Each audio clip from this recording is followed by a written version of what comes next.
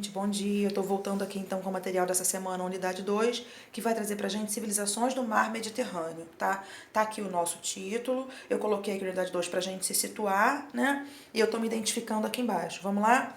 Esse material vai falar basicamente de hebreus, persas e fenícios. A gente vai conhecer um pouquinho sobre essa galera. Eu vou enviar em 2 arquivos, porque ficou grande, nós temos 3 sociedades aqui. Os hebreus vão ser o primeiro povo, vai ser o primeiro povo que vai trazer a ideia de monoteísmo para aquela região, vão se desenvolver também na Mesopotâmia, por isso que no capítulo anterior eu falei, né?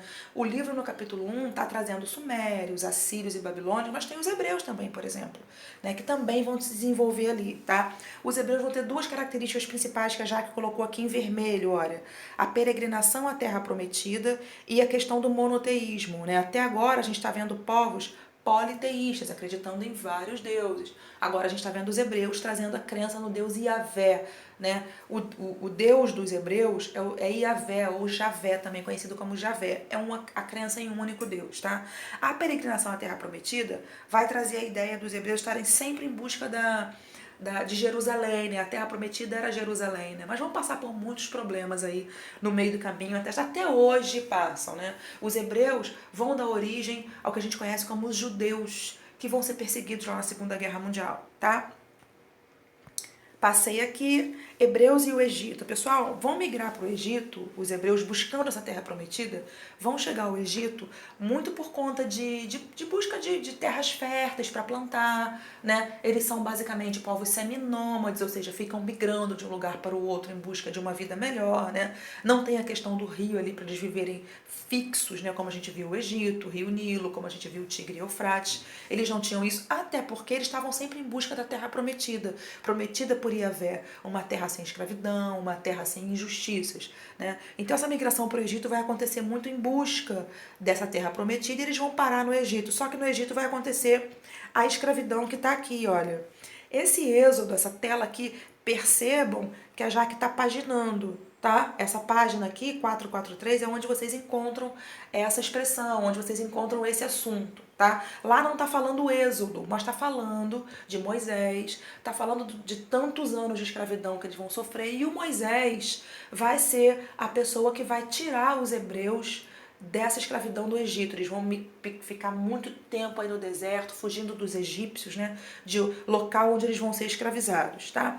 Aqui eu trouxe a Páscoa hebraica, que acontece, a Páscoa dos hebreus, que acontece para eles não esquecerem desse sofrimento. Até hoje acontece a Páscoa hebraica e os hebreus se lembram, né? Há pouco tempo agora teve a comemoração também do Holocausto, que foi aquela perseguição lá da Segunda Guerra Mundial, e aí eles param para fazer uma oração onde eles estão, eles param para poder louvar esse Deus Iavé, para poder agradecer a esse Deus Iavé de estarem vivos, né? Agora aconteceu no Holocausto, e a Páscoa hebraica também, para eles considerarem a importância, né, de tudo que eles sofreram dos antepassados, do que os antepassados sofreram na escravidão, tá? Dos patriarcas aos reis. Então eles vão ser tribos, clãs, né? A gente não usa muito tribo, não. O livro colocou tribo ali, tá? Eu não costumo usar muito tribo, não. Eu uso clãs, ou seja, pessoas que vão se organizar em torno ali não necessariamente de sangue, tá? Porque eles estão organizados, vivendo todos juntos, né? Como se fossem clãs, eram clãs. Não por grau de parentesco, mas vão estar organizados ali. Mais tarde, são governados por um patriarca, né? Vai acontecer aí, né, a questão do Abraão, que é o grande patriarca, o primeiro patriarca deles. Mais tarde a gente vai ver no retorno aí desse êxodo do Egito, vai vir a questão dos juízes. Os juízes vão organizar os hebreus para que eles fiquem, para que tenham um governante, né, não só apenas os patriarcas, e depois eles vão chegar na questão da monarquia, onde vão ser governados por reis, tá? Aqui eu trouxe os principais reis, o Saul, que vai ser o primeiro, o Davi, que vai trazer muita prosperidade, vão chegar a Jerusalém, vão transformar Jerusalém na capital de Israel, né? Que na verdade é até hoje, Jerusalém é a capital de Israel.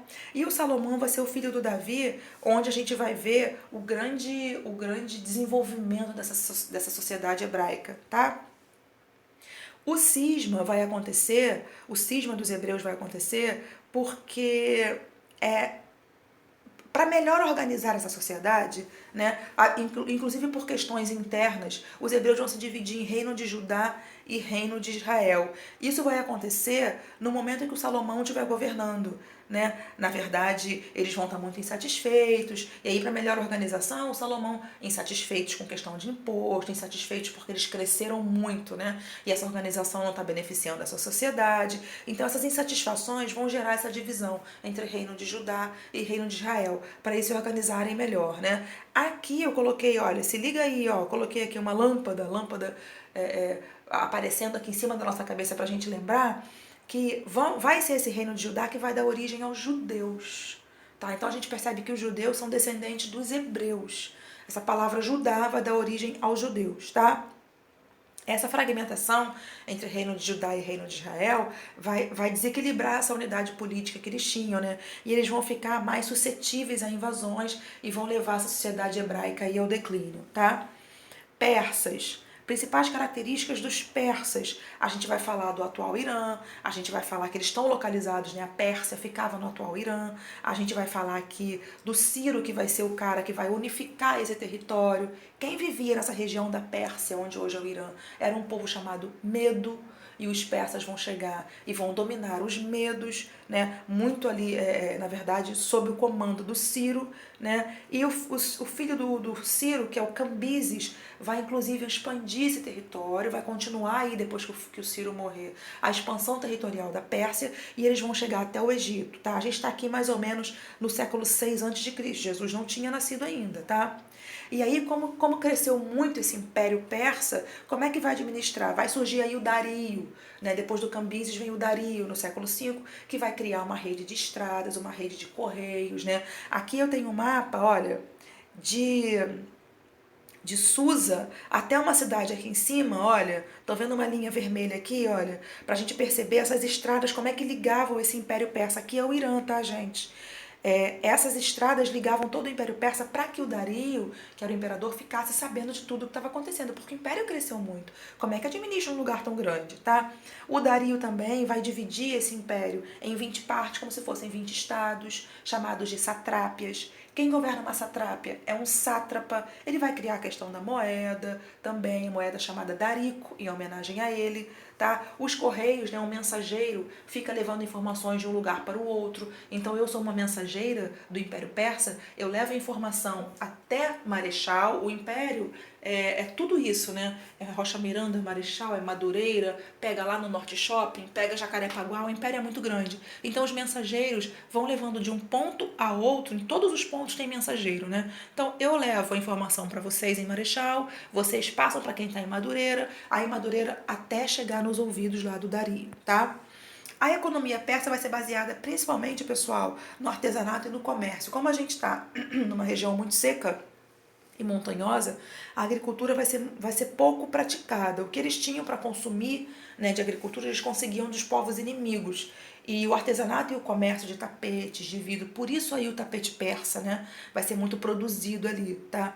Importante também a gente falar que aqui a religião, olha, tem aí a questão do bem e do mal, né? Do Ahura Mazda, que é o deus do bem, e o Ahriman, que é o deus do mal. Isso vai ser trazido para cá, para o Ocidente. Essa ideia do deus do bem, que é Jesus, do diabo, que é do mal, né? Essa cultura que a gente tem, isso vai ser trazido do Império Persa, tá? Eu vou parar aqui e daqui a pouquinho eu falo de Fenícios para não ficar muito grande, muito cansativo para vocês, tá? Próximo passo é Fenícia, tá? Povos fenícios. Segurem aí, a gente tá aqui com 8 minutos. Daqui a pouquinho eu envio o restante, tá?